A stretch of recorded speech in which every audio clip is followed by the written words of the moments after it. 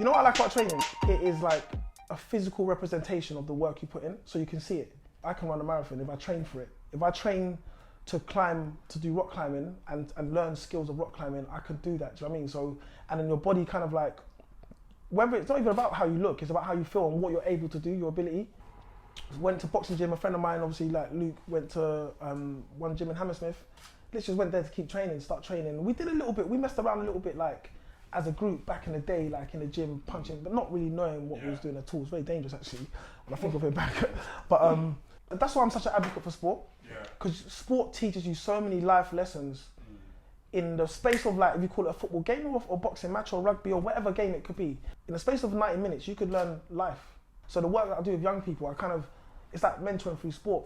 When you're in an environment where you can see people working and you can see people not working, you see the results of both, you choose kind of what side of the fence you want to sit on. And I kind of was always like, listen, I work hard, man. Nothing's easy, man. Life's not easy. Yeah. And boxing, again, is a good representation of life and stuff like that. So the fact that you're saying you play football to a much higher level than definitely, you have box. Yeah. To get to the level of having a fight with people watching, am I making too much of a big deal out of that? Nah. Or was it actually a thing? It's mad. Oh, it's mad. I remember, so my second fight, my first fight obviously was off ends. Yeah. In Portsmouth, but it was cool. I won that fight. I wish that was in ends, bruv. That was a sick fight, bruv. That was a sick fight. Yeah. But I remember my second fight where everyone was there. You must be there. It was in Tabernacle. Yeah. The bear, TKO, the bear stopped in the second. They didn't come out off his stool in the third round. I don't even remember it. Oh, okay. Yeah. But anyway, bruv, I remember that fight. Yeah. And then always happens before a fight, I get shook and I start thinking, Chris, what is wrong with you? What are you trying to prove? Like, what is wrong with you? I always think this in my head. It's like, in my it's like, what are you doing? You're about to go and have a fight in front of all these people. Like, what are you doing? Like, this is the kind of inner conversation I have. Yeah. So people, and I was like, rah, this, even now when I watch that fight back, I get goosebumps. Right. Because the guy was just literally trying to clean my clock, bro. Oh, he was throwing overhand rights. Overhand rights. But luckily, I won't call it luck actually, I won the fight. But I remember thinking, it's just whiskers, man. It's just whiskers. And I never really thought about rare. Imagine if, because it could have just, imagine I got laid out. You know what I'm saying? So, but I don't really think, I do think about that before the fight because it's natural. But what I do when those sort of things come into my mind, I just let them pass through me. I don't like try and resist it. No, I'm not thinking on negative thoughts. Alright, cool, I'm shook. Like, cool, he's shook too. Yeah. I think I saw Conor McGregor say something like that in the build up to when he was fighting Mayweather. And he was like, he's very aware of how he feels. And he knows the other guys, it's natural. We can try and people can lie, man, and say later I'm a Spartan. Maybe they are Spartans, maybe they don't feel fear, but I think humans are because it's natural. Yeah. It's natural, it's human nature.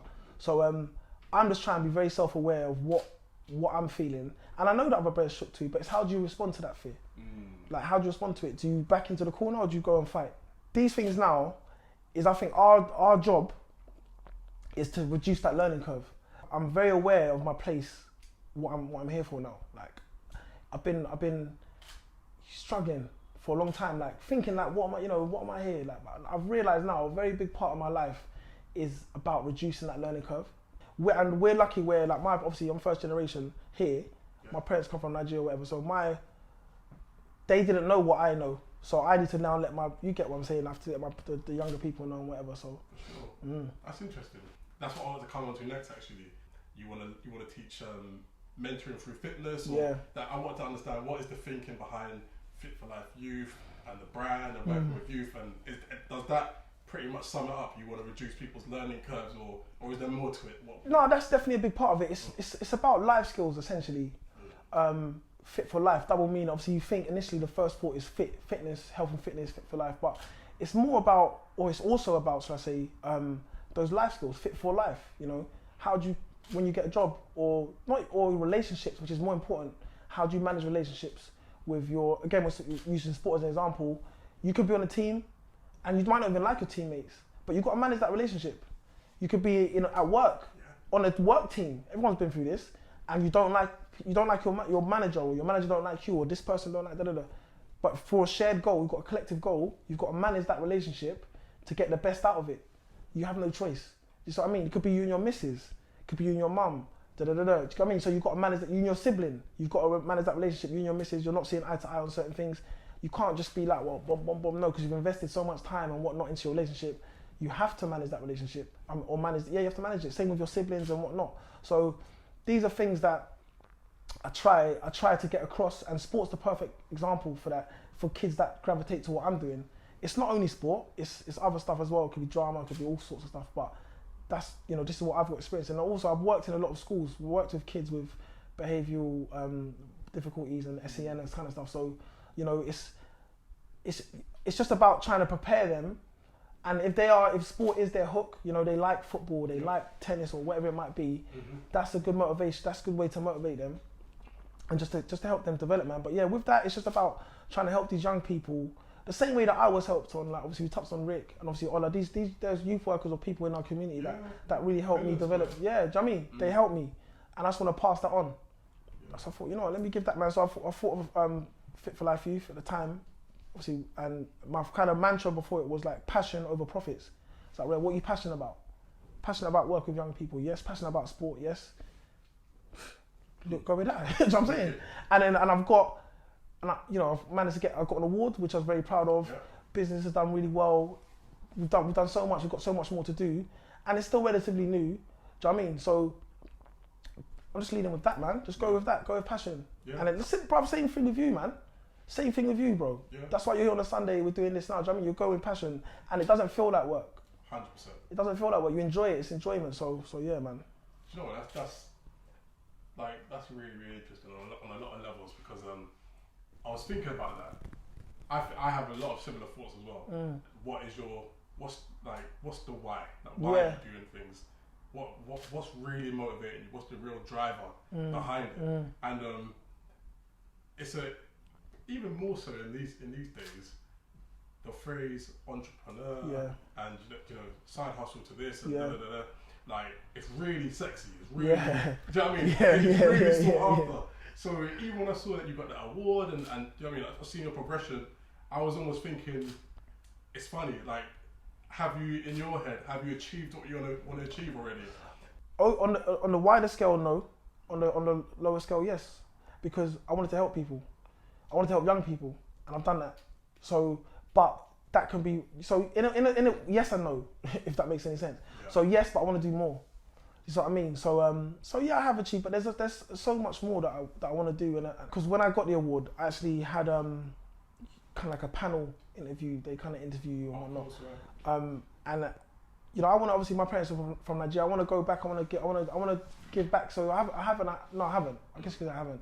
On a wider scale, but I'm on my way. I'm on my way. Yeah, I'm on my way, man. I'm on my way. But again, going back to like, will I ever get? I don't think we're always striving, man. We're always striving for, want to push our boundaries and push our limits, and I think we should. That's a good way to live. Do you know what I mean? But you need to be content still to some degree. It's a balance, man. It's a balancing act.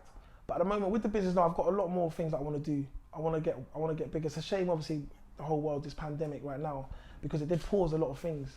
You seem like you've still been very active during this period of time. How have you found it? Like, been able to adapt, bro. Yeah. Just have to adapt, man. And I think I learned some new skills. So we were supposed to start. We got some Grenfell relief funding, right, which was good, man. We got a grant. Well, we were going to get funded. We're still going to get it, but we got, was it £20,000 we were going to get to run and this was when this starts. Even I'm smiling now talking about it, because at the moment we're working about 3 or 4 schools. We would have been in about 11 schools. Would have done. So I don't know if you've been telling the shows I've done at St. Charles College. Yeah. So you've been St. Charles College. So like that was going to be like, because at the moment we get like St. Charles College and some of the local boxing clubs involved, but we would have been able to get like other schools, other colleges involved. So it would have like really just gone from here to here, and again built all those relationships. But obviously that's now been put on pause for obvious reasons. Yeah. So I just had to turn it, man, flip it on his head, because I didn't want to just be ghost until September comes around.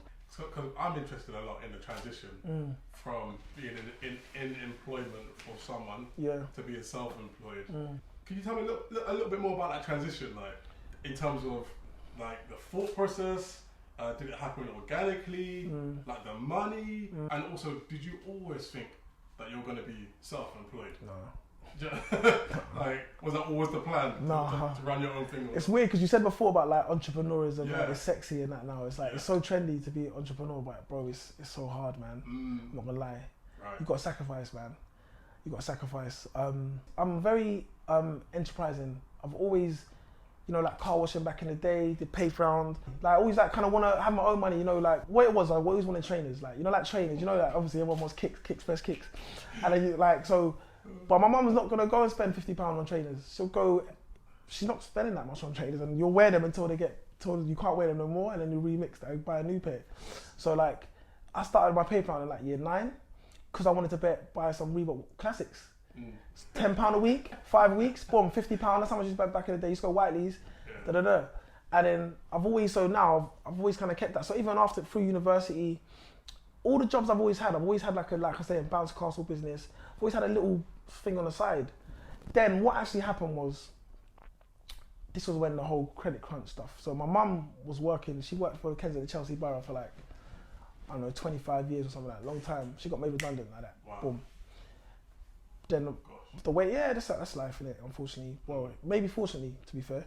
So then she got made redundant, but then I kind of helped my mum set up her business like so quick. And then funny enough, I was working for an organisation in Kensington Chelsea. They shook the deck, got new directors in, you know, politics and stuff. So they wanted some of the directors to leave, and they just played around. So what they did is they made a whole load of positions redundant, mine as well. Oh, wow. And then there was like, we had a meeting, have a meeting with them, like, look, this position is redundant, but this role is now available, is similar to it's similar to the role you were doing, and the pay's a little bit better, and where. Maybe you should just apply for this role. I was like, I see what they're doing. This is what they did to my mum. But luckily, it didn't take me 25 years. So it was quite emotional, to be fair. When I had a meeting with them, it was quite emotional. Imagine. It was quite emotional. I was like, look, I'm done. Like, I don't like it. I feel powerless. Do you know what I mean? And I was like, what's my motivation to say in 6 years, 10 years, maybe I'll get too big for my boots, and then you'll just do the same thing again. But it was mainly because of what happened to my mum. But then at the time, myself and my then manager, he was one of the ones they were trying to get rid of. Again, and he, to be fair, he showed me the importance of relationships, in the sense of, he was like, Chris, because we were doing more or less what I'm doing now, but we were doing that within a number of schools in Kensington and Chelsea. But they didn't know the people at the organisation. They knew me and my manager. We went in there, we had the meetings, we were the ones delivering the sessions, we were the ones. And he was like, look, they know us, they don't know them. Like, let's just do it ourselves. I was like, oh, swear down, can we do that? Yeah. So that's what we did. That's what we did. Do you know what I mean? Because again, it was like a matter of, we went in after everything was done, we went and had we didn't work for them anymore. Like, just get that out there. So we had a sit down with them and was like, look, we're here, we're the coaches, we got the coaches, like, let's just keep it pimping with us, keep it pushing with us, as they did.